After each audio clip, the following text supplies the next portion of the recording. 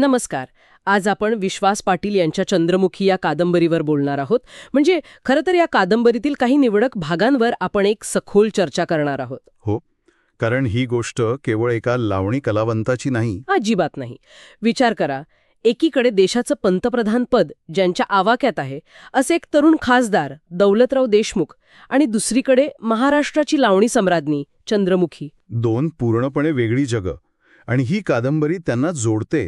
पण ही काही साधी प्रेमकथा नाहीये. नाहीच. आपल्याकडे जे अंश आहेत ते दाखवतात की हे एक राजकारण, सत्ता आणि मानवी भावनांच्या संघर्षाचं एक जबरदस्त मिश्रण आहे. बरोबर. आणि आपल्याला हेच उलगडायचंय की विश्वास पाटलांसारखा लेखक एका लोककलावंताच्या आयुष्याच्या पार्श्वभूमीवर सत्तेचा इतका गुंतागुंतीचा खेळ कसा मांडतो. याची सुरुवात लेखकाच्या मनोगतातूनच करूया का? खूप रंजक आहे. ते पाटील लिहितात की महानायक नंतर जवळपास 4-5 वर्ष गेली आणि त्या काळात केलेल्या वाचनातूनच चंद्रमुखीची बीजं त्यांच्या मनात रुजली. पण मला सर्वात जास्त आश्चर्य वाटलं ते हे की त्यांनी ही कादंबरी आधी इंग्रजीत लिहिली होती. हो, 2003 मध्ये. पण म्हणजे त्यांना स्वतःलाच त्यात समाधान मिळालं नाही. त्यांना वाटलं की कथेचा आत्मा, त्यातली ती मातीची भाषा, ती येत नाहीये इंग्रजीतून. अगदी. म्हणून 2004 मध्ये त्यांनी ती पुन्हा मराठीत लिहिली. आणि यातूनच लेखकाचा आपल्या कथेवरचा आणि भाषेवरचा विश्वास दिसतो. त्यांना माहीत होतं की या कथेचा खरा कस मराठीतच लागणार आहे. आणि या कथेचा आत्मा काय आहे? तर महाराष्ट्रातील तमाशा कला आणि त्यामागचा कलावंतांचं जग. पाटील स्पष्टपणे लिहितात की मनोरंजनाच्या मागे एक खूप मोठं दुःख आहे. हो, विशेषतः महार, मांग, डोंबारी, कोल्हाटी अशा दलित समाजातून आलेल्या कलावंतांचं शोषण, त्यांची अवहेलना ही एक काळी बाजू आहे ज्याकडे ते आपलं लक्ष वेधत आहेत. म्हणूनच ही कादंबरी एवढी महत्वाची ठरते. ती फक्त 2 व्यक्तींची गोष्ट राहत नाही, ती एका संपूर्ण समाजाचा आवाज बनते. पण या सामाजिक धाग्यालाच एक राजकीय पदर आहे. आणि त्या राजकारणाचं केंद्रस्थान आहे खासदार दौलतराव. एक खूपच गुंतागुंतीचं पात्र. हो, मला याच पात्राबद्दल अधिक जाणून घ्यायचंय. एकीकडे प्रचंड हुशार, देशाचं भविष्य म्हणून ज्यांच्याकडे पाहिलं जाते असा नेता, आणि दुसरीकडे काहीतरी वेगळंच. काय आहे हे पात्र नक्की? दौलतराव म्हणजे सत्तेच्या वर्तुळात वावरणारा एक आधुनिक राजकुमारच म्हणा ना. त्यांच्याकडे बुद्धी आहे, राजकारणाची सूक्ष्म जाण आहे. पण त्यांच्या आत 2 माणसं जगतात. 2 माणसे? हो. एक आहे कणखर महत्वाकांक्षी राजकारणी जो दिल्लीच्या राजकारणात मॅडमचा उजवा हात आहे. आणि दुसरा आहे एक अत्यंत हळवा, भावनाप्रधान माणूस जो चंद्रमुखीच्या आठवणीत पूर्णपणे हरवून जातो. आणि हा जो आतला संघर्ष आहे तो त्यांच्या विचारांमधूनही दिसतो.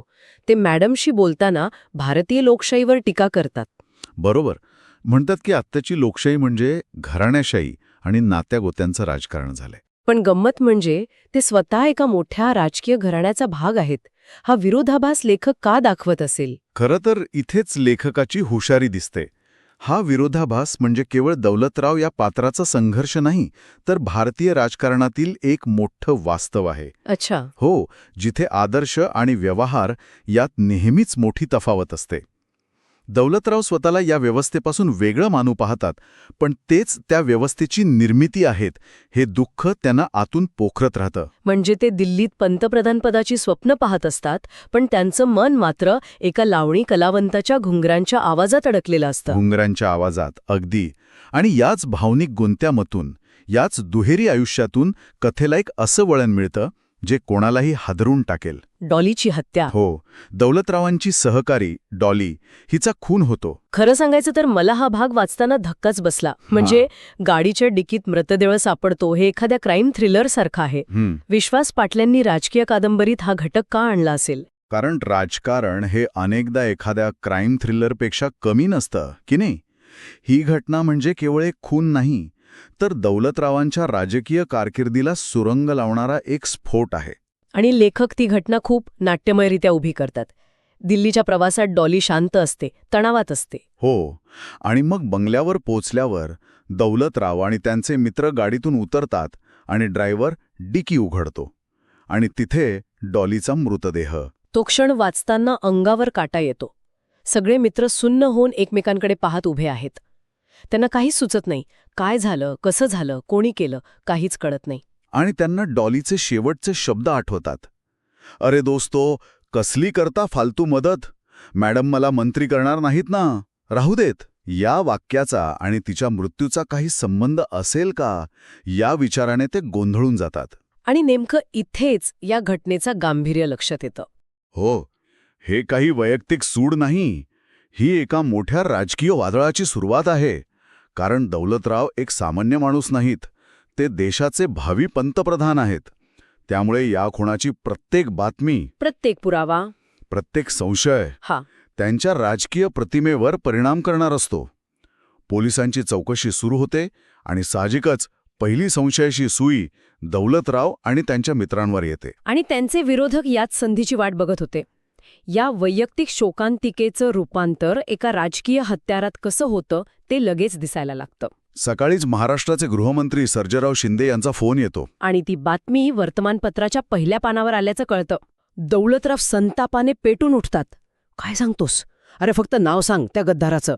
या एका वाक्यातून त्यांची हतबलता आणि राग दोन्ही दिसतो. पण खरा धक्का तर पुढंच असतो. या प्रकरणात एक असं नाव गोलवं जातं ज्याची कोणी कल्पनाही केली नसेल. आणि ते नाव असतं चंद्रमुखी. चंद्रमुखी. हे अविश्वसनीय आहे. म्हणजे तिचा याच्याशी काय संबंध? ती तर महाराष्ट्रात तिच्या कलेच्या दुनियेत आहे. मग तिचं नाव दिल्लीतल्या एका खुनाच्या प्रकरणात कसं काय येऊ शकतं? इथेच राजकारणाचा तो क्रूर आणि थंड खेळ सुरू होतो. एका संस्थेच्या जमिनीच्या कागदपत्रांवर विश्वस्त म्हणून चंद्रमुखीचं नाव समोर आणलं जातं. अच्छा. आणि या संस्थेशी दौलतरावांचे कट्टर राजकीय विरोधक दादासाहेब सावरकर आणि दमयंती देशमाने यांचा संबंध असतो. हे एक अत्यंत सुनियोजित षडयंत्र असतं. पण आपण दौलतरावांबद्दल इतकं बोलतोय की कादंबरीचं नाव चंद्रमुखी आहे विसरूनच जाऊ. या सगळ्या राजकीय वादळात ती कुठे आहे? लेखक तिच्या माध्यमातून काय सांगू पाहतायत? खूप महत्वाचा मुद्दा आहे हा. चंद्रमुखी हे केवळ एक पात्र नाहीये. ती एक प्रतीक आहे. हो, ती त्या शुद्ध कलेचं प्रतीक आहे, जिला सत्तेचं राजकारण आपल्या स्वार्थासाठी वापरू पाहतं. ती त्या निरागसतेचं प्रतीक आहे, जिला भ्रष्ट व्यवस्थेत डागाळण्याचा प्रयत्न होतो. म्हणजे दौलतरावांच्या आयुष्यात ती प्रेमाचं, कलेचं प्रतीक म्हणून येते. बरोबर. आणि राजकारणाला हे चालत नाही. राजकारणाला प्रत्येक गोष्टीचा वापर करता आला पाहिजे. त्यामुळे तिचं नाव या प्रकरणात ओढून विरोधक एकाच दगडात दोन पक्षी मारतात. एक, दौलतरावांना भावनिकदृष्ट्या कमजोर करतात. आणि दुसरं, त्यांच्या चारित्र्यावर शिंतोडे उडवतात. अगदी. म्हणजे एका कलावंताला, जिचा राजकारणाशी दूरपर्यंत संबंध नाही, तिला राजकीय पटावर एक प्यादं म्हणून वापरलं जातं. हे खूपच भयानक आहे. आणि या दुहेरी संकटामुळे दौलतराव पूर्णपणे कोसळतात. असतीलच. पूर्णपणे. एका बाजूला आपल्या सहताऱ्याच्या मृत्यूचं दुःख आणि अपराध भावना, आणि दुसऱ्या बाजूला आपल्या प्रेमावर आणि प्रतिष्ठेवर होणारा हल्ला. या गोंधळात ते खचून जातात. आणि त्यांचे जवळचे मित्र सुवर्णसिंग त्यांना भावनिक आधार देण्याचा प्रयत्न करतात. हो, पण दौलतराव इतके हतबल झालेले असतात की ते त्यांना म्हणतात, माझ्याकडे पंतप्रधान म्हणून पाहू नका, तर एक सामान्य माणूस म्हणून पहा. या एका वाक्यातच त्यांची सगळी वेदना सामावलेली आहे, नाही का? तो सत्तेचा बुरखा फाडून आतला जखमी असहाय्य माणूस बाहेर येतोय. हो, ते सुवर्णसिंगांना म्हणतात, माझ्या उभ्या हयातीमध्ये मी एवढ्या धक्क्याने कोणाचीही बाजू मांडली नव्हती. यातून त्यांची असहाय्यता स्पष्ट होते. या संकटाने त्यांना आतून पोखरून काढलेलं असतं. ते आपल्या पत्नी आणि मुलांपासूनही मनाने दुरावलेले असतात. आणि इथे सुवर्णसिंग यांची भूमिका खूप महत्वाची ठरते. ते केवळ एक मित्र नाहीत, तर ते राजकारणातील एक मुरब्बी सल्लागारही आहेत. ते दौलतरावांना या संकटातून बाहेर काढायला मदत करतात, पण त्याचवेळी ते त्यांना आरसाही दाखवतात. अगदी. सुवर्णसिंग त्यांना दौलतरावांच्या पत्नीचे शब्द ऐकवतात.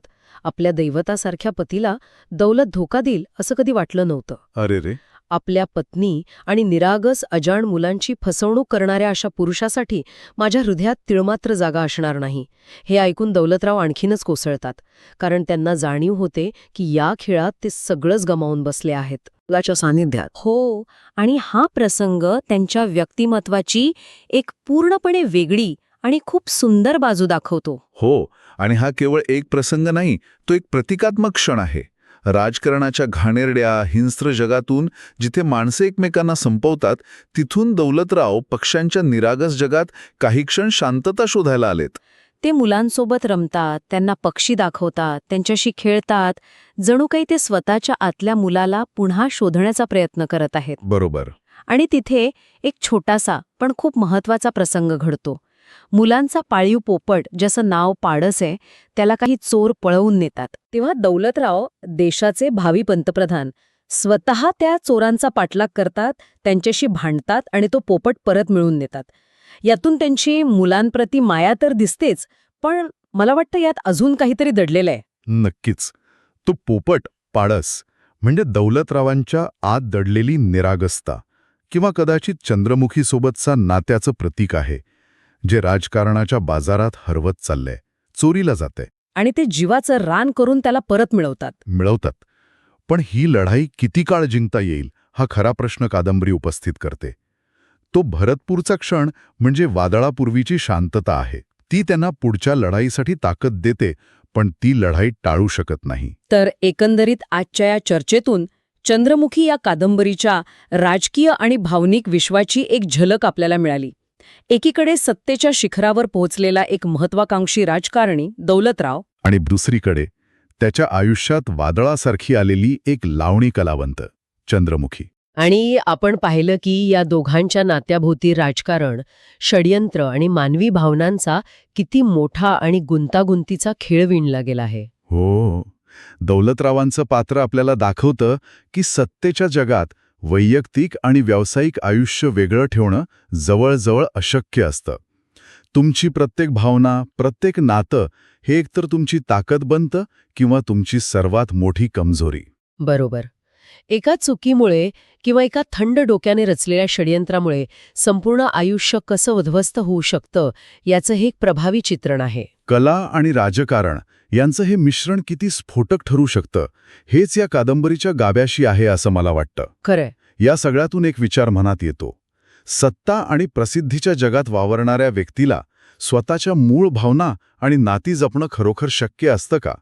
की सत्तेचा मोह आणि टिकून राहण्याची गरज इतकी मोठी असते की अखेरीस त्या व्यक्तीच्या आयुष्यातील चंद्रमुखीसारखी माणसं केवळ एक राजकीय साधन बनून राहतात?